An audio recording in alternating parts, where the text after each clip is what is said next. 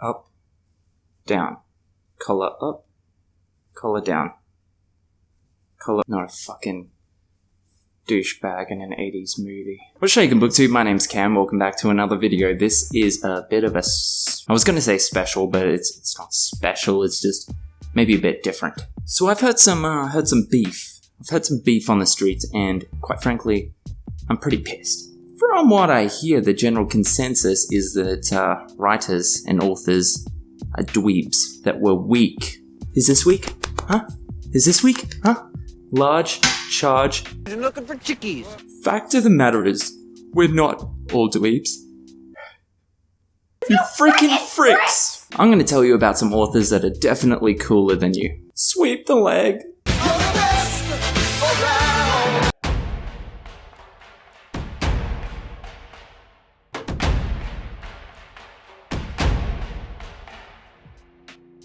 So during the month of November, I'm growing a mustache to raise money for, first of all, for suicide awareness and prevention, and for testicular and prostate cancer awareness and research. I'm doing that through the Movember Foundation, so if you want to help out with that, even if it's just a couple of dollars, the link's below. The first author I'm going to mention is, I'm going to mention him first because he's probably the biggest thug I've ever heard of in my life. I'm serious. When you hear the stuff I'm about to tell you, you're going to be impressed. And the cherry on top is, it's Ian Fleming.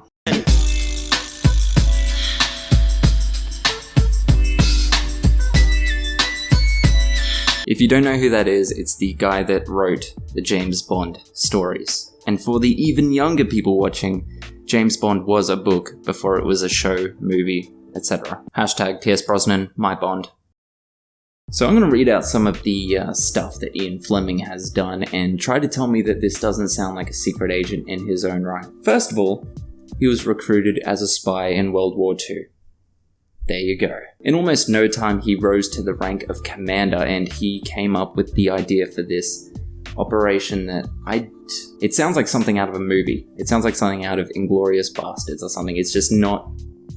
It's not the kind of plan you would expect the military to actually undertake in real life. So it was appropriately titled Operation Ruthless, and get this, British troops would dress up as injured Germans, and then when other German troops came to help out, yeah, they'd kill the rescuers. That is ruthless. Quite frankly, that's stone fucking cold. It should have been Operation Stone Cold Steve Austin. Eventually, Ian Fleming ended up being the commander for about 130 troops. Not just troops, commandos. He ended up being the commander of over 130 commandos. That's a small army of highly trained and highly experienced British soldiers. Next up is one of my favorite authors, and that's the author of the Sherlock Holmes stories, Sir Arthur Conan Doyle.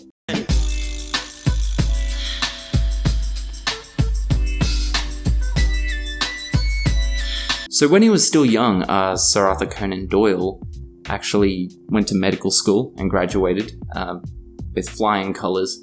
Ended up going to partner in a medical practice still while he was quite young, and then he didn't like the guy he was working with, so he opened his own. Very shortly after that, he went on an Arctic expedition as a medical person, as the doctor for the trip. He literally went on an Arctic expedition. Something else worth noting is that back in the 1800s, which is when he lived, even back then he was pro-vaccine. He was adamantly for vaccines, and he denounced anti-vaxxers. After that, he went on to take part in the Second Anglo-Boer War as a medical practitioner. So he was patching bullet holes. Doug! After that is Nellie Bly, also known as Elizabeth.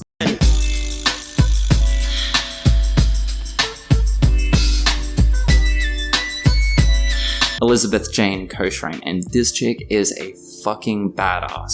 No, seriously, she is a badass. So what she did is, when she was young, and I'm talking like 23, she checked herself into a mental asylum, and in those days called a madhouse.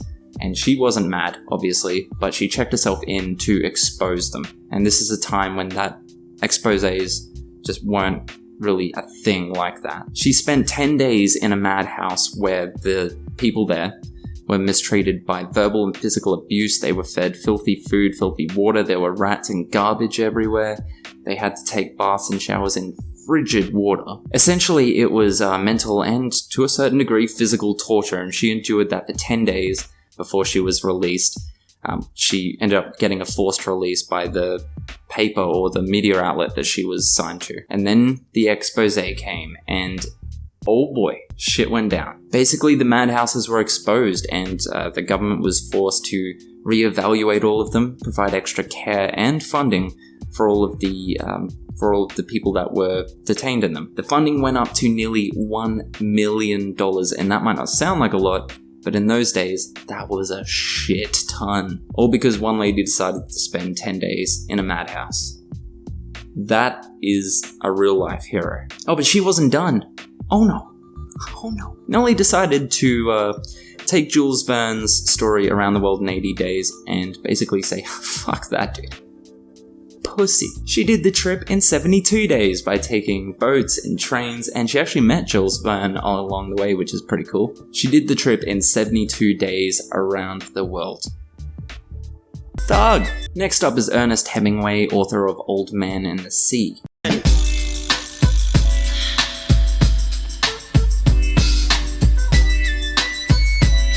The first thing he did, not as badass as all the other things I've mentioned so far, but just plain fucking hilarious. He went to his favorite bar and stole the urinal. For the ladies out there, a urinal is basically a big pig trough. Imagine the troughs that you put pig food in for people to piss in, for dudes to piss in. And somehow he got that off the wall and took it home. In his words, because he wanted it. I think Ernest might have been an Australian at heart. On a more serious note, Ernest actually ended up leading a French militia against Nazis. So that's a group of soldiers that weren't technically tied to any form of government. He rounded them up himself, took them on the march to fight Nazis. It was also really tough for the dude to die, apparently. He had numerous diseases that would normally take the lives of anyone else, and lived through 2 plane crashes. Dog. The last person I want to mention is Roald Dahl. Obviously, you know who Roald Dahl is, wrote Charlie and the Chocolate Factory, Matilda, etc., etc. Brilliant, brilliant writer.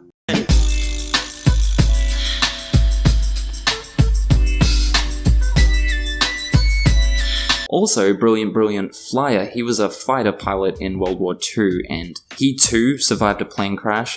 A plane crash that fractured his skull. He survived that. Not only did he survive it, he actually went on to keep flying. At one point, he took his his plane, and this sounds like a scene from Top Gun. Rest in peace, Goose. But I swear to God, 100% true, he took his plane and flew solo against 6 enemy planes. He did a Maverick without any Iceman.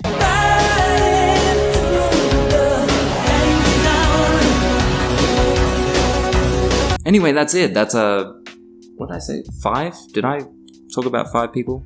Yeah, let's say 5. That's 5 authors that turned out to be fucking badass. Hopefully you have a newfound respect for the writing crowd, and look, you're not all sensitive, so please be nice. Obviously there are so many more badass writers, so I might do a part 2 to this. I wanted to keep it reasonably short, and even now it's probably run on a bit long. As always, thanks for watching. All my social media links are below, but I'm most active on Twitter, so give me a follow there. If you like the video, show me some love.